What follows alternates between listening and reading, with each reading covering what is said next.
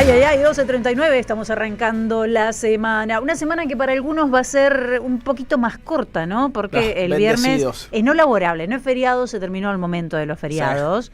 Pero es no laborable. ¿Quién pudiera disfrutarlo? No, disfrutalo. A vos te toca estar acá, de todas maneras, sí. A mí me gusta estar acá los viernes. Quiero decirles que es el mejor día de la semana. Bendecido de poder estar en esta radio. Ni siquiera madrugamos, no tenemos derecho a quejarnos. Venimos al mediodía. ¿Te acordás cuando madrugábamos, Bonavita? Hemos madrugado. Vos yo sigo madrugando, pero hemos madrugado, Quiero decir que veníamos de buen humor también. Sí, excelente. Yo cada vez que veo el reloj, dice, son las 6:30, pienso que Bonavita está madrugando, me arropo para el otro lado. Me doy vuelta y digo, mirá, yo puedo ser feliz un rato más. Toma, Bonavita, anda a laburar. Manga de infelices. Bueno, vamos a conocer próximamente los números de la inflación. Lo que están mostrando las proyecciones privadas, de las consultoras privadas, es que va a haber un repunte. De hecho, en lo que es la inflación de Cava también hubo un pequeño rebote. El movimiento del dólar, por supuesto que impactó en los precios. Por supuesto, Felicita, siempre decimos que la inflación de la ciudad de Buenos Aires suele ser un preludio de lo que pasa a nivel nacional.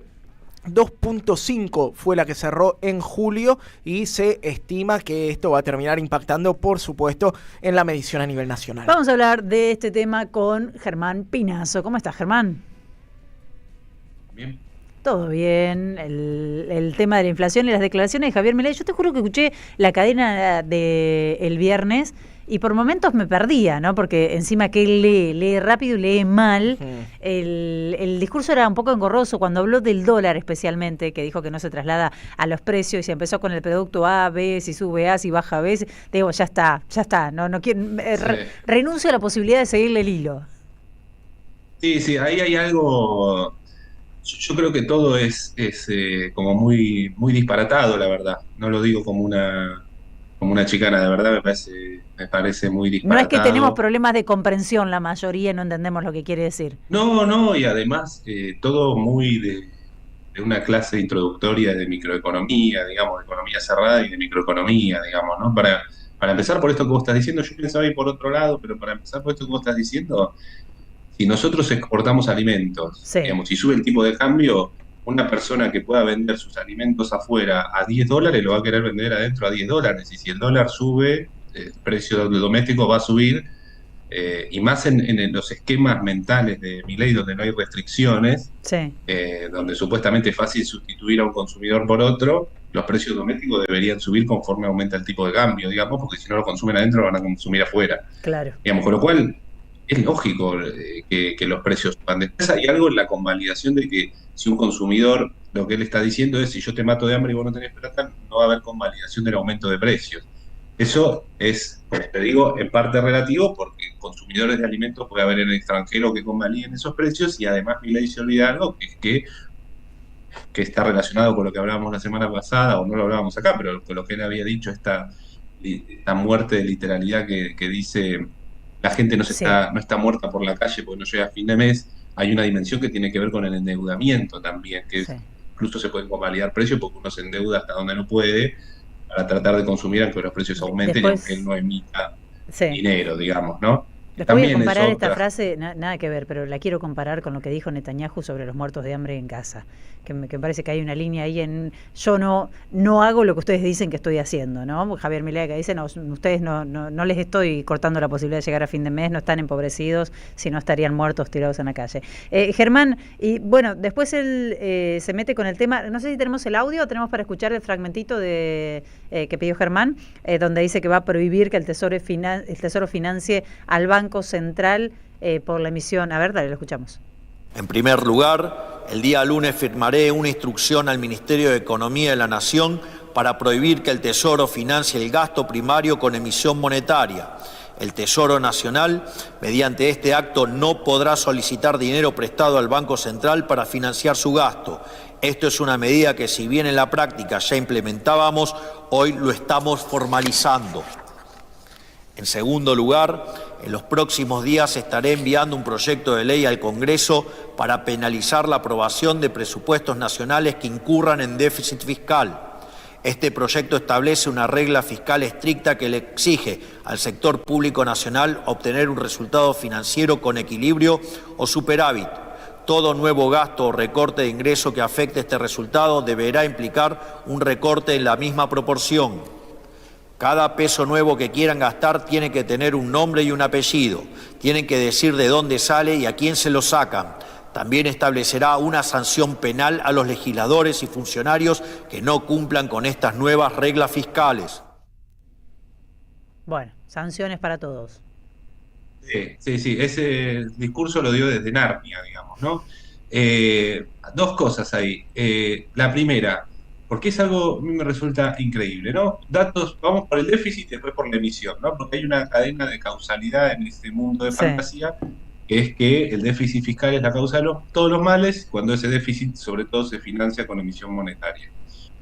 Si uno ve los datos del Fondo Monetario Internacional, esto lo hemos dicho bastantes veces, ¿no? Pero entre 2003 y 2022, de 183 países, hay 113 que tuvieron déficit en 15 de 20 años. O sea, la gran mayoría de los países tienen déficit fiscal la gran mayoría de los años.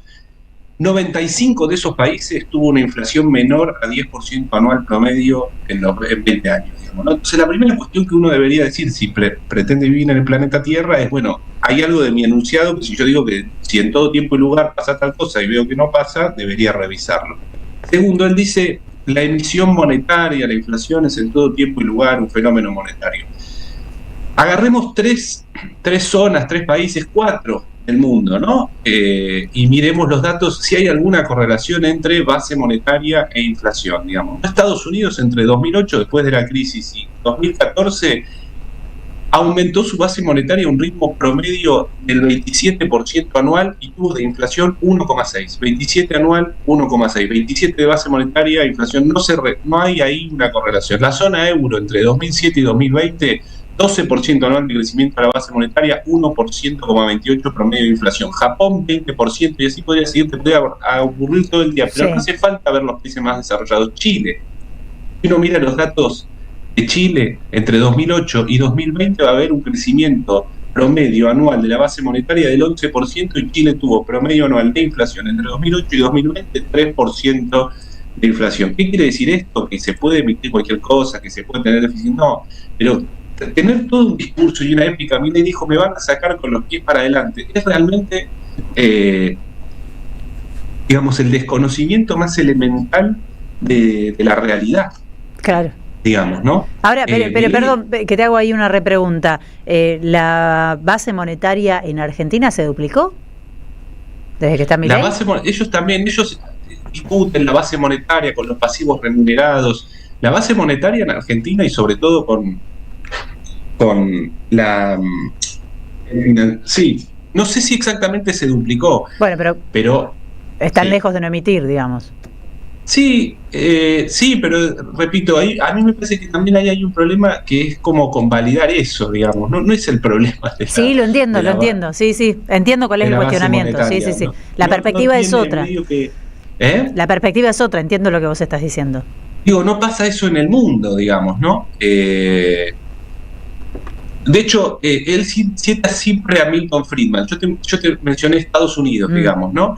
El propio Milton Friedman decía en 2003, después de ver en el Financial Times, después de ver que efectivamente Estados Unidos emite dinero como loco, dice, el uso de la cantidad de dinero como objetivo capaz que no ha sido un éxito, y no estoy seguro de que hoy defenderían tan firmemente eso como antes. El propio Milton Friedman, ese que aparece en los dibujitos nuevos de Paca Paca, el Milton Friedman anti-Cuca, digamos, ¿no? Entonces es como un desconocimiento medio absoluto de todo, que viene a justificar algo tan elemental.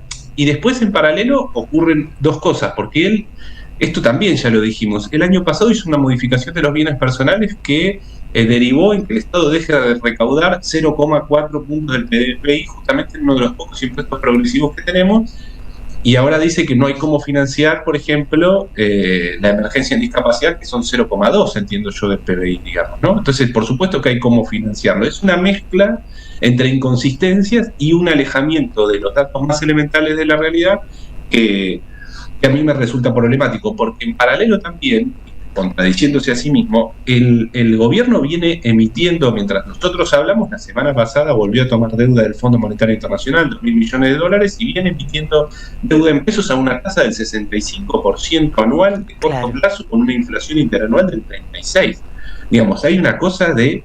y nos viene diciendo además en paralelo que no está creciendo la deuda.